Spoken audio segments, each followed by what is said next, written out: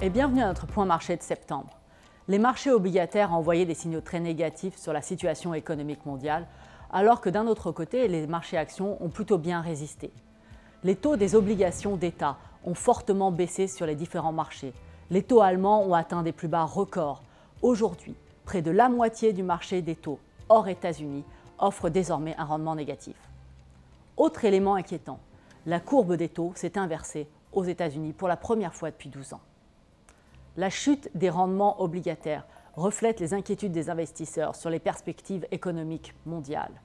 En effet, les anticipations d'inflation demeurent faibles et les investisseurs anticipent un degré important de relance monétaire pour les trimestres à venir. Le cycle touche-t-il à sa fin? Nous ne le pensons pas. Notre scénario inclut un ralentissement plus marqué de la croissance économique mondiale, mais pas de récession aux États-Unis pour les mois à venir. Certes, l'économie américaine présente des signes de faiblesse, mais le consommateur américain, moteur de l'économie, reste solide, surtout au stade avancé du cycle américain. Toutefois, dans le reste du monde, les perspectives économiques restent moroses, surtout dans la zone euro, très dépendante de la demande externe. L'escalade continue dans la guerre commerciale, le Brexit, le ralentissement de la croissance économique chinoise restent des sujets d'inquiétude pour les investisseurs. Essentiellement à cause de la forte baisse dans les anticipations d'inflation, les banques centrales ont dû adopter un ton beaucoup plus accommodant. La BCE devrait en septembre annoncer un plan complet de mesures, baisse de taux, programme de rachat d'actifs. Et la Fed a déjà au mois d'août baissé ses taux pour la première fois depuis la crise financière.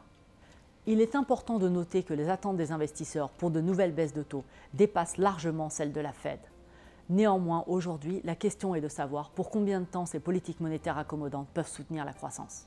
Depuis 10 ans, les politiques monétaires accommodantes ont été les principales mesures mises en œuvre pour soutenir les économies.